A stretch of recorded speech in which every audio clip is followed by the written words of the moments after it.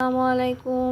আজ আমি আপনাদের এই যে ভেটকি মাছ দিয়ে বেগুন দিয়ে আলু দিয়ে তার সাথে আমি এই কুমড়ো বড়ি দিয়ে রান্না করব। শীতের দিনে নতুন জিনিস কুমড়ো বড়ি, এটা দিয়ে আজ আমি রান্না করব এবং তার জন্য মশলা লাগতেছে এখানে শুকনো ঝাল বাটা, রসুন বাটা, আদা জিরে বাটা আর লবণ হলুদ। ভিউয়ার্স সাথে থাকুন, দেখতে থাকুন ভেটকি মাছ দিয়ে কুমড়ো বড়ি দিয়ে বেগুন দিয়ে আলু দিয়ে রান্নার রেসিপি।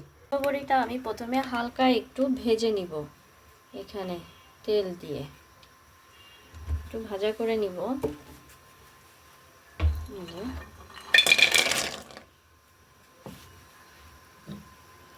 লাল লাল করে ভাজবো। দেখুন আমি যে বড়িটা আগে থেকে ভেজে নিচ্ছি একটু লাল লাল করে। কুমড়ো বড়ি দিয়ে রান্না করতে গেলে আগে বড়িটা ভেজে নিতে হবে। দেখুন আমার ভাজা হয়ে গেছে বড়িটা, আমি এখন এটা উঠাচ্ছি। ওই তেলেই রান্না করব। এই দেখুন লাল লাল করে ভেজে নিয়েছি। এবার আমি রান্নার জন্য তেল দিয়ে দিলাম আর তার জন্য মশলাটা দিয়ে দিচ্ছি। পেঁয়াজ বাটা, জিরে বাটা, আদা বাটা, রসুন বাটা সব কিছু দিয়ে আমি রান্না করছি। এই যে শুকনো জল বাটা, তার সাথে লবণ হলুদ দিয়ে আমি মশলাটা কষিয়ে নিচ্ছি। তার ভিতরে আমি মাছটাও দিয়ে দেবো, দিয়ে মাছ আর মশলা একসাথে কষিয়ে নিচ্ছি। এই মশলাটা দিয়ে নিচ্ছি কষিয়ে, তার সাথে আমি মাছগুলো দিয়ে দেবো। মাছ মশলা আমি একসাথে কষিয়ে নেব।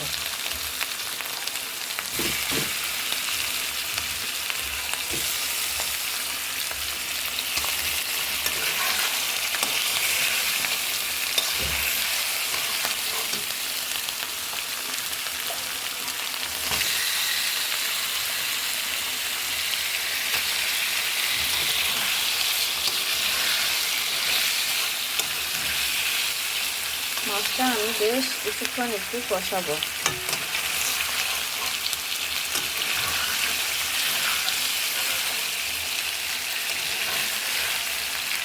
কুমড়ো বড়ি দিয়ে রান্না আজকে প্রথম করছি শীতের দিনে। আপনারা কমেন্ট করে জানাবেন কেমন হয়। এর আগে আমি অবশ্য কুমড়ো বড়ি দিয়ে রান্না করেছি। হালকা একটু পানি দিয়ে নিচ্ছি যাতে নিচে লেগে না যায়, পুড়ে না যায়। দিয়ে মাছটা ভালো করে কষিয়ে নেব।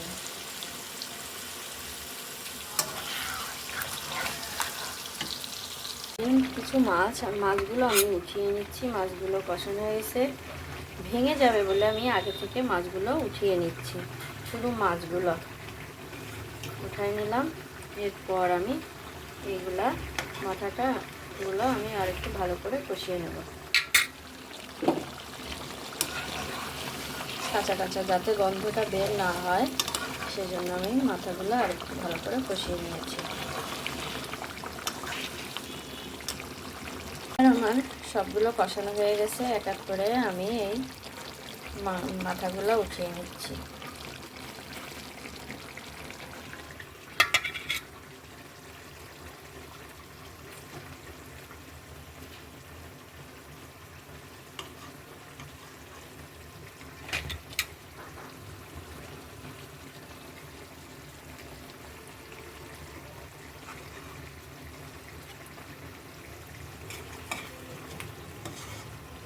মাছগুলো সব উঠানো হয়ে গেছে, কষানো মাছ।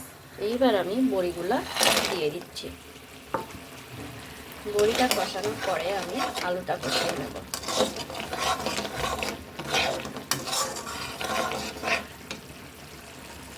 আমার বড়ি কষানোর পরে এবার আমি আলুটা দিয়ে দিচ্ছি। এবার আলু আর বড়ি আমি একসাথে কষিয়ে নেব।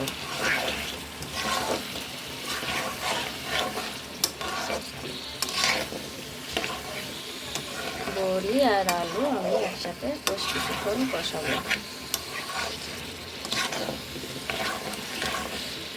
এই দেখুন আমার আলু আর কুমড়ো বড়ি কষানো হয়ে গেছে। এখন আমি ঝোলের পানি দিব। শুকনো শুকনো করে আমি একেবারে ভালো করে কষিয়ে নিয়েছি। ঝোলের পানি দিয়ে দিচ্ছি।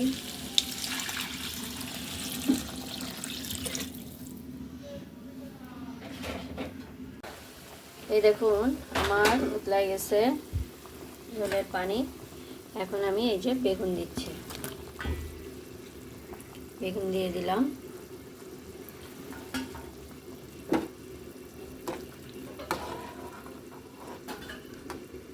ভিউয়ার্স এই দেখুন আমার বেগুনটা প্রায় একটু সিদ্ধ হয়ে আসছে, তাই এরপর আমি এখন মাছগুলো দিয়ে দিব। যে মাছ আমি দিয়ে দিচ্ছি এক সাইড করে। এই মাছগুলো আমি দিয়ে দিলাম। এবার ঝোলের পানি কমবে। এই হলো কুমড়ো বড়ি, আর একটু সিদ্ধ হবে, ঝোলের পানি কমবে। ভিউয়ার্স দেখতে থাকুন।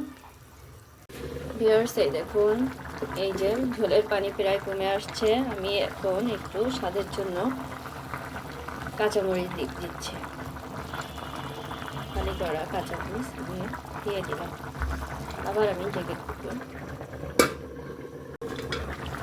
ভিউয়ার্স এই যে রান্না প্রায় হয়ে গেছে। বেগুন দিয়ে, আলু দিয়ে, কুমড়ো বড়ি দিয়ে, ভেটকি মাছ দিয়ে কুমড়ো বড়ি দিয়ে, আলু দিয়ে, বেগুন দিয়ে রান্না। আরও একটু ঝোল কমালে ভালো হয়। দেখুন আমার বড়িটাও সিদ্ধ হয়ে গেছে। ভিউয়ার্স এই দেখুন আমার ভেটকি মাছ দিয়ে, বেগুন দিয়ে, আলু দিয়ে, কুমড়ো বড়ি রান্নার তরকারি প্রায় হয়ে গেছে। ভিউয়ার্স এখন আমি এটা বন্ধ করে দিলাম। এবার নামানোর কিছুক্ষণ আগে আমি একটু জিরার গুঁড়া ছিটাই দিব। ঘিরানোর জন্য আমি একটু জিরার গুঁড়া ছিটাই দিচ্ছি। ভিউয়ার্স আমার এই রান্না যদি আপনাদের ভালো লেগে থাকে ভিউয়ার্স লাইক করবেন, শেয়ার করবেন, সাবস্ক্রাইব করে দিবেন বেশি বেশি করে। ধন্যবাদ সবাইকে।